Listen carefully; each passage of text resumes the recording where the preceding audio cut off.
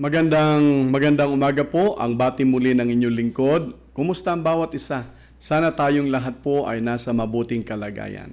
Salamat sa Panginoon sapagkat ang araw na ito ay napakagandang araw. Ginising tayo, taglay ang mabuting kalusugan, kalakasan ng ating pangangatawan. Ginising tayo na meron tayong isang positibong pananaw sa buong maghapong ito. Hindi lamang sa buong maghapon kundi sa atin pong buhay. Nagpapasalamat tayo sa Panginoon sapagkat alam natin na ang araw na ito, ang Panginoon ay meron pong panukala sa bawat isa. At ang panukala ng Panginoon, kaalinsabay po nito ay meron siyang tanging laan para sa iyo at sa akin. At ang laan na yan ay mga pangako na nakapaloob ng kanyang pakikisama, ng kanyang presensya, ng kanyang kalakasan, lalong higit ng kanyang direksyon sa atin pong buhay. Kaibigan, mga kapatid, pahintulutan natin ang Panginoon na pangasiwaan po tayo sa buong maghapong ito at ako'y nakatitiyak na walang dahilan para hindi po maisakatuparan ang naisin po natin sa ating buhay, ang mga bagay na nais po natin makamtan sa buong maghapong ito. Sapagkat ang pangako ng Panginoon kung atin lamang pong pangahawakan, lahat po ito ay napapangyari sapagkat ang Panginoon ang ating kasama. Ngayon pong umaga, bago tayo magsimula, tayo pong lahat ay sama-samang manalangin. Minamahal po naming Diyos, muli kaming lumalapit sa inyo ngayon umaga. Nagpapasalamat sa mahalagang sandali na inyo pong iniukol sa bawat isa sa amin. Yan ay walang iba kundi ang inyong banal na salita. Buhay na salita na muling magbibigay sa amin ng kasiglahan, kalakasan at lalong higit inspirasyon. Sa amin pong pag-upo sa inyong paanan, samahan po ninyo kami, Panginoon, na lubos po naming maunawaan at matanggap ang napapanahong pabalita ng langit, lalong higit ang inyong tanging laan para sa bawat isa. Ang lahat ng ito ay aming inihiling, alang-alang po lamang sa pangalan ni Jesus. Amen. Kahapon ay atin pong napag-aralan ang isang babae. Isang babae na halos wala tayong alam patungkol sa kanya. Hindi natin alam ang kanyang pangalan, hindi natin alam ang kanyang anyo, hindi natin alam ang kanyang edad, hindi rin natin alam kung ilan ang kanyang naging anak. Lalong-lalo na hindi po natin alam kung bakit ang kanyang asawa ay namatay. Subalit, salamat sa Panginoon sapagkat ipinakilala sa atin ng Biblia, mismo ang Panginoon, na ang babaeng ito ay isang balong babae na napakahirap. Nakita ho natin ang uri ng kanyang pananampalataya. Ang pagbibigay puri ng Panginoon sa babaeng ito, mga kapatid, ang siyang nagpakilala sa kanya kung sino siya at kung ano ang inaasahan ng Panginoon na makita sa buhay ng bawat isa sa kanyang mga anak, sa kanyang mga tagasunod, lalong-lalo na sa panahon katulad nito. Ang kanyang pananampalataya ay hindi po natin matatawaran. Bagaman siya ay mahirap, subalit ang kanyang pananampalataya ay isang huwaran na dapat makilala at malaman ng bawat mananampalataya sa kung papaano ang Diyos ay pinagpala ang babaeng ito. Nalaman po natin ang kanyang pananampalataya, ang siyang tanging hangarin ng langit, na dapat ay makita sa bawat kaanib ng iglesia. Opo, ikaw at ako. At ang pananampalatayang ito, alam ko na ito ang pananampalatayang hahanapin ng Panginoon sa kanyang pagdating sa ikalawa. Pananampalataya, hindi lamang ibinigay ang natitira para sa kanya, kundi pananampalataya na kanyang ibinigay, inilagak ang kanyang buong puso, ang kanyang kaluluwa, ang kanyang buhay sa atin pong Panginoon. Napakagandang larawan, napakagandang tularan. Subalit ang pananampalatayang yan ay magbubunga lamang kapag tayo ay laging nakaugnay sa atin pong Panginoon. Ang pananampalatayang yan ay papagyamanin lamang ng Panginoon, mga minamahal kong mga kapatid, kung ang kanyang banal na salita ang siyang maging bahagi ng atin pong buhay araw-araw. Pananampalataya na binigyan ng Panginoon ng kasiguruhan na sa kanyang pagdating sa ikalawa, pananampalatayang kanyang hahanapin, at kung ang sino man ang merong ganitong pananampalataya, ang langit na bayan ang gantimpala at ang buhay na walang hanggan. Alam po ninyo, ngayon pong umaga, ay isang babae na naman ang atin pong pag-aaralan.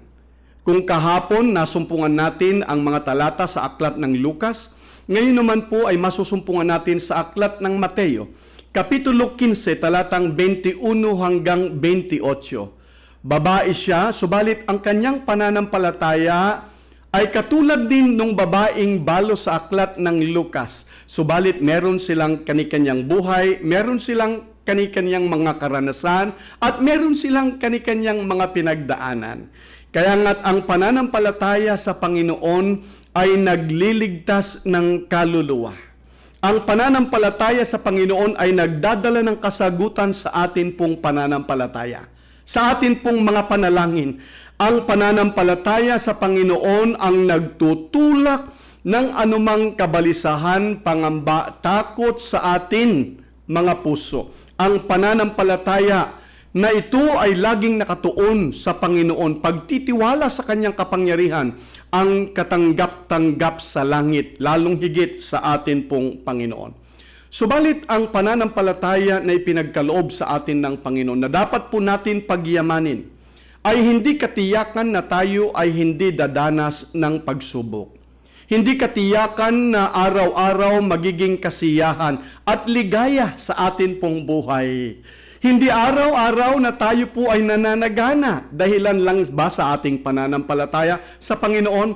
Alalahanin po ninyo ang tunay na pananampalataya katulad ng ating pinag-aralan kahapon ay pananampalatayang dinadalisay sa apoy. Kaya nga, mga minamahal kong mga kapatid at mga kaibigan, ang babae na atin pong papag-aralan ngayon umaga, ay dumaan sa isang napakalaking pagsubok, test sa kanyang buhay. At hindi lamang po yun, dumating ang krisis sa kanyang pamilya. Ang krisis na dumating sa kanyang pamilya ang nagtulak sa kanya upang lumuhod at lumapit sa atin pong Panginoon. Napakagandang makita na maging estilo ng buhay ng isang mananampalataya na nabubuhay sa panahon katulad nito, na kung meron mang mga krisis na dumarating sa atin, walang dahilan para tayo ay mangamba kung tayo ang mga bagay na ito ang magtutulak sa akin, sa iyo, sa bawat isa, para tayo ay lumuhod at makiusap sa ating Panginoon. Ano po ang leksyon na atin pong matututunan sa babaeng ito na binabanggit ng aklat ng Mateo na meron pong malaking pananampalataya sa Panginoon? Atin nga pong pasimulan, sangayon po sa Mateo 15, talatang 22. A Canaanite woman from that vicinity came to him, crying out, "Lord, Son of David, have mercy on me. My daughter is demon-possessed and suffering terribly." Sangayon po sa aklat ng San Marcos, ang naging karanasan ng batang ito na anak ng isang ina na merong dakilang pananampalataya ay walang iba kundi ang unclean spirit, na ang babaeng ito, ang batang ito mga kapatid, was controlled by unclean thoughts. Alam po ninyo, hindi ganun kadali ang isang tao na inalinhan ng masamang espiritu. Hindi ganun kadali na bagaman tayo ay meron pong malalim na pananampalataya sa Panginoon, ang pagharap sa mga katulad nito ay hindi po ganun kadali. Ano po? Nangangailangan ng kapangyarihan beyond us. Nangangailangan ng kalakasan na wala sa tao. Yan ay walang iba kundi ang kalakasan at kapangyarihan ng atin pong Panginoon. Dahil ito ang pinagdadaanan ng babaeng ito, na ang kanyang anak ay inalinhan ng masamang espiritu, krisis na masasabi na dumating sa kanyang buhay. Subalit nagagalak at nagpapasalamat po tayo sa Panginoon sapagkat ang babaeng ito sa panahon ng problema, sa panahon ng meron siyang daladalang bigatin, sa panahon na kung saan ang pinagdadaanan niya ay napakahirap, alam niya kung ano ang kanyang gagawin at kung saan siya pupunta. Sangayon po sa atin pong talata, ang isang hentil na babaeng ito ay nanalangin. Pansinin po ninyo, isang hentil na babae, subalit marunong siyang makiusap at marunong siyang manalangin. Ang kanyang panalangin ay hindi lamang salitang lumalabas sa kanyang bibig. Ang kanyang panalangin ay galing sa kanyang puso. Ang kanyang panalangin ay udyok ng kanyang damdamin. Sangayon po sa talata mga kapatid, ang kanyang panalangin ay ito, Lord, Son of David, have mercy on me. Narito ang isang babae, kinilala niya at tinanggap niya ang pagkadiyos ng ating Panginoon. Kinilala niya ang kapangyarihan ng Panginoon. Siya yung matagal niya nang naririnig na miracle worker. Siya yung matagal niya nang naririnig na the great physician. Siya yung matagal niya nang naririnig na nagpapabago ng buhay ng maraming mga tao. Siya yung mga taong naglilinis ng marumi sa buhay ng isang tao. Kaya nga't alam niya kung kanino siya lalapit. Ang sabi niya, Lord, Son of David, mahabag ka sa akin, ang sabi niya. Naniniwala siya at kanyang tinatanggap, mga kapatid, na tanging ang Panginoon lamang ang may kakayanan. Tanging ang Panginoon lamang ang may kalakasan. Tanging ang Panginoon lamang ang may kapangyarihan na siyang maging katugunan ng kanyang karanasan na ito, maging katugunan ng krisis na pinagdadaanan ng kanyang pamilya. Salamat sapagkat kinilala niya ang kapangyarihan ng Panginoon. Alalahanin natin, mga minamahal kong mga kaibigan, siya po ay hintil, hindi siya mananampalataya para lumapit sa Panginoon. Subalit gusto niyang mapatunayan at makita ng personal ang mga bagay na kanyang naririnig patungkol sa ating Panginoon. Son of David, she said, mahabag ka sa akin. Kung ako man ay makasalanan, ang sabi ng babae, kahabagan mo ko, Panginoon. Kung ako man ay marumi at hindi karapat-dapat, lumalapit ako sa iyo, Panginoon. Panginoon, kung ako man ay makasalanan, ang sabi ng babae, ang akin pong pakiusap, maawa po kayo sa akin. Ang kanyang paglapit sa Panginoon ay tamang direksyon. Ang kanyang paglapit sa Panginoon ay tamang desisyon. Ang kanyang paglapit sa Panginoon ay katiyakan, kasiguruhan at pag-asa na hindi siya bibiguin ng atin pong Panginoon. Wala siyang ibang nilapitan. Wala siyang ibang pinaglagakan ng kanyang problema, mga kapatid, maliban sa atin pong Panginoon. Sana ang leksyon na ito ay atin pong matutunan, mga kapatid. Kung kayang gawin ng isang babaeng hindi mananampalataya, na dalhin ang kanyang bigatin, ang kanyang problema, ang kanyang suliranin, ang kanyang mabigat na pinagdadaanan sa kanyang buhay sa Panginoon, bakit hindi natin kayang gawin din, mga minamahal ko, mga kapatid? Opo, ikaw at ako, tayo na mga mananampalataya. Tayo mga sumusunod sa Panginoon sa panahon na atin pong kinabubuhayan. Bakit hindi tayo lumapit sa Panginoon? Kung ang paniniwala ng babaeng ito hindi siya bibiguin, di ba dapat ang paniniwala natin ay higit pa sa paniniwala ng isang hentil na babaeng ito na ang Panginoon hindi bumibigo sa kanyang mga pangako. Siya na nangako noon, siya pa rin ngayon at siya ay magpakailanman. Siya na nga nangako ay tapat sa kanyang mga anak na nagtitiwala sa kanya. May purihin ang pangalan ng Panginoon. Bagaman merong dilema sa karanasan at buhay ng babaeng ito, mga kapatid, alam niya kung kanino siya tatakbo at kung kanino siya pupunta. Tignan nga po natin ang pangyayari. Sang-ayon sa talatang 23. Sa kabila na ang babaeng ito ay nagpahayag ng laman ng kanyang puso, sumagot ba ang Panginoon? Napakinggan ba siya ng Panginoon? Binigyan ba siya ng pansin ng ating Panginoon? Talatang 23. Jesus did not answer a word. Narito nilapitan mo ang tamang tao. Narito na yung bigat mo gusto mong gumaan o di kaya ay mawala sa iyo. Narito kinilala mo siya na siya lamang ang pwedeng makakalutas ng iyong problema. Sumigaw ka na, nanalangin ka na, nakiusap ka na, tumangis ka na. Subalit sa talatang 23, Jesus did not answer a word. Malungkot ano ho? Ang kanyang pananampalataya is under fire. Under fire dahilan sa ano ho? Ang Panginoon ay para sa kanya ay parang hindi siya napakinggan. She cried out for help.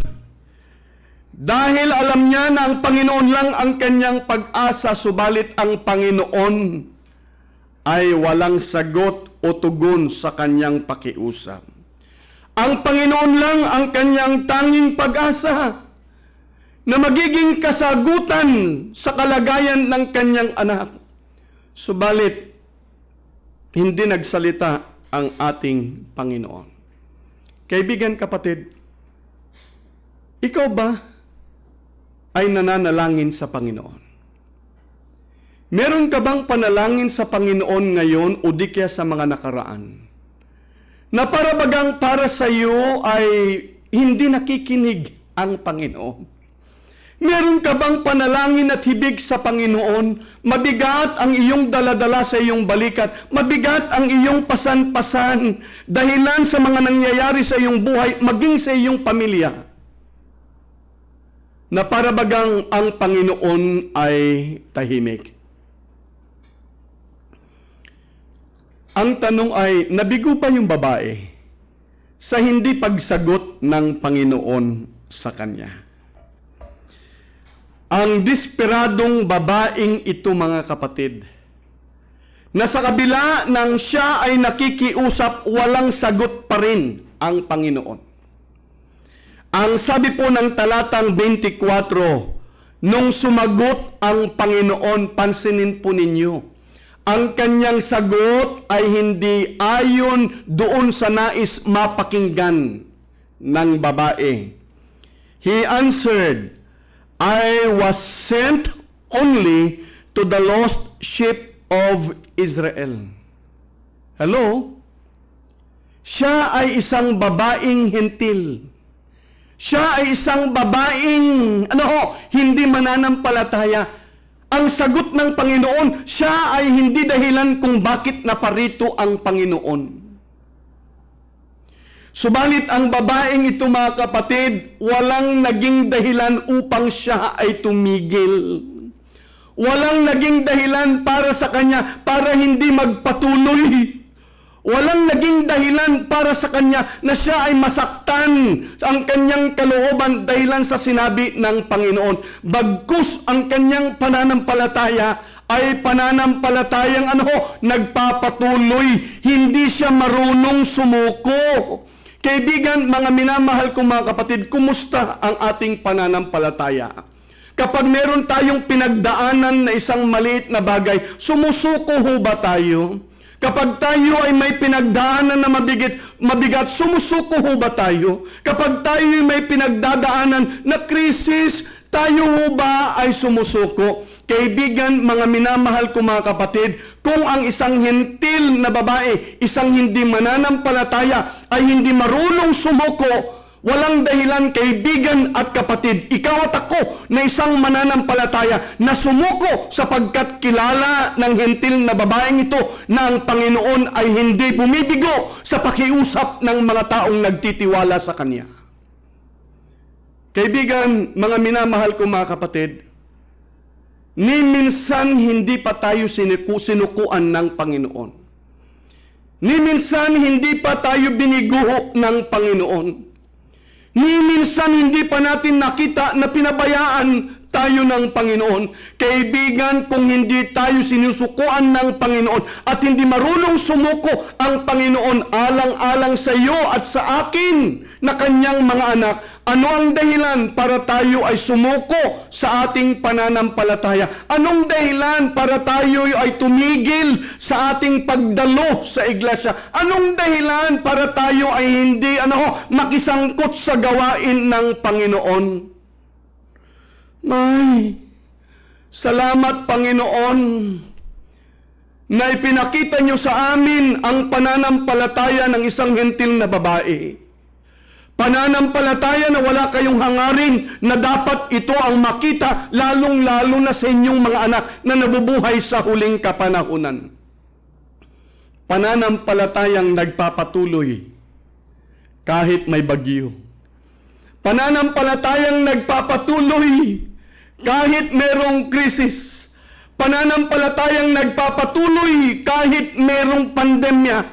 Pananampalataya na ito ang pinangakuan ng Panginoon, ng katiyakan, ng kasiguruhan, ng pag-asa. Ito ang pananampalataya na nais makita ng Panginoon sa kanyang bayan, sa kanyang iglesia, sa bawat isa hanggang sa siya ay dumating sa ikalawa.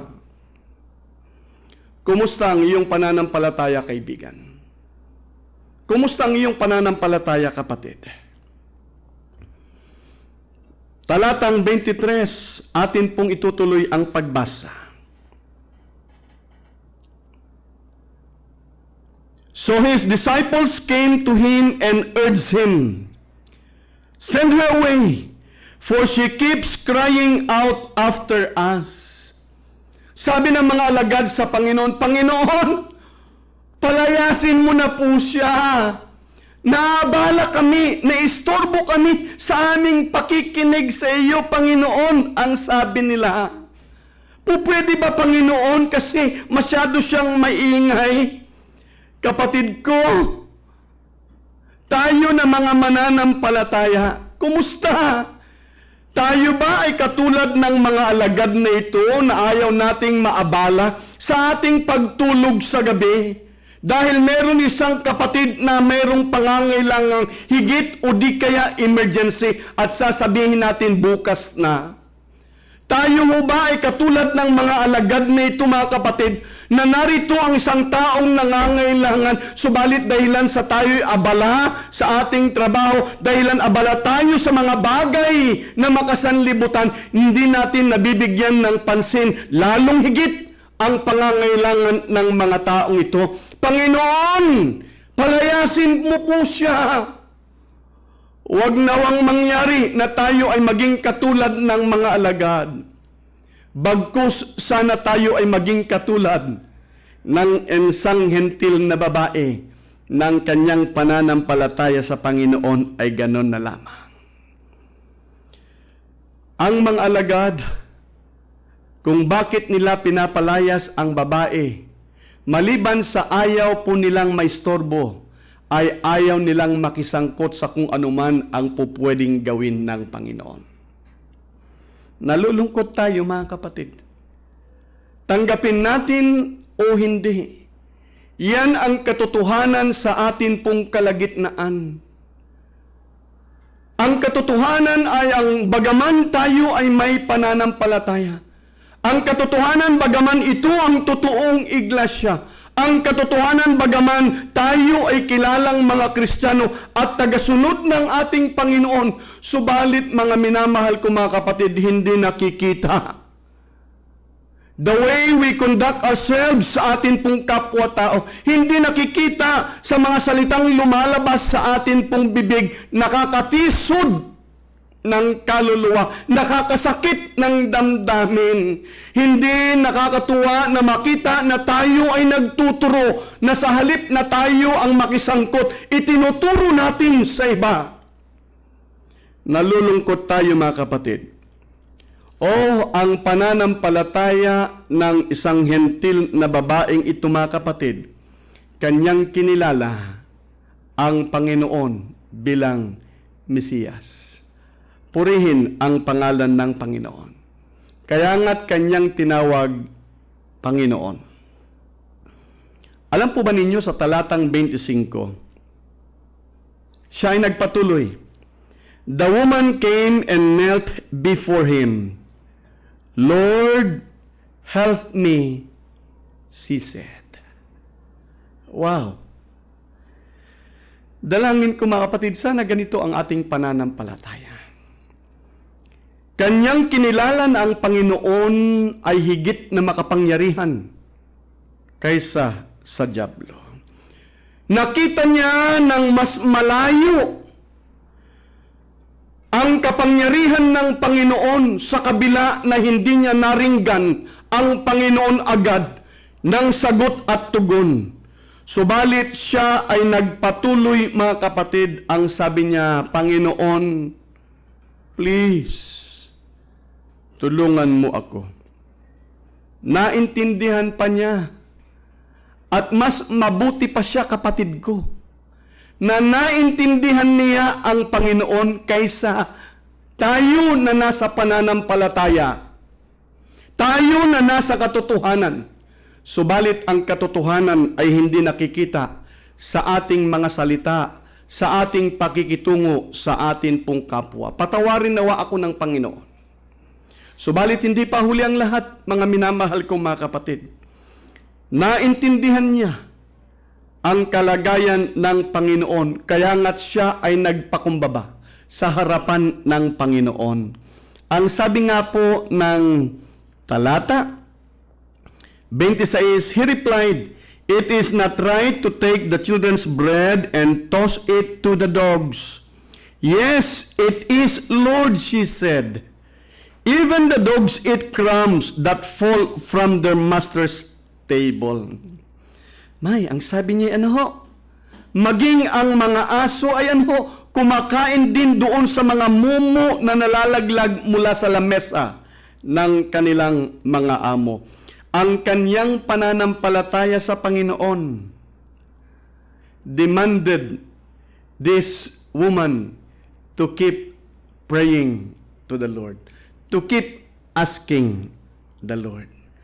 Oh my, ang sabi po ng talata sa 28, then Jesus said to her, "Woman, you have great faith. Your request is granted." And her daughter was healed at that moment. Purihin ang pangalan ng Panginoon. Kaibigan, kapatid, nagtagumpay, pinagpala, ibinigay ng Panginoon ang nasa at pakiusap ng babaeng ito. Dahilan sa kanyang pagtitiwala ay higit pa sa pagtitiwala ng mga alagad sa Panginoon. Tinugon ng Panginoon ang bagbag na damdamin ng isang babaeng nakikiusap sa Panginoon. Nakita ng Panginoon ang kanyang malaking pananampalataya. Kaya nga't kinilala ng Panginoon ang babaeng ito. Maliban sa kinilala ng Panginoon ang babaeng ito, tinugon ng Panginoon ang pakiusap ng babae na siya ay palayain mula sa kapangyarihan ng demonyo. Nangyari agad-agad ang isang himala. Minamahal ko mga kapatid at kaibigan, ang atin pong pananampalataya, sinusubok ng langit, sinusubok ng Panginoon. Subalit kapag pinahintulutan ng Panginoon ang pagsubok sa ating pananampalataya, lalabas tayong lalong magiging malakas sa ating pananampalataya. Tatayo tayo na lalong magiging matibay sa paninindigan sa katotohanan. Lalong higit, lalabas tayong magiging dalisay ang ating buhay sa harapan ng atin pong Panginoon. Magtiwala tayo sa atin pong Panginoon, mga kapatid, sapagkat siya lang ang pupwedeng tumugon ng ating mga panalangin at patuloy na pananalangin sa atin pong Panginoon. Huwag tayong manghimagod sa ating pakiusap sa Panginoon. Huwag tayong manghimagod sa ating paglapit sa Panginoon. Huwag tayong maghimagod sa ating pong pananalangin sa Panginoon, sapagkat ang Panginoon ay buhay.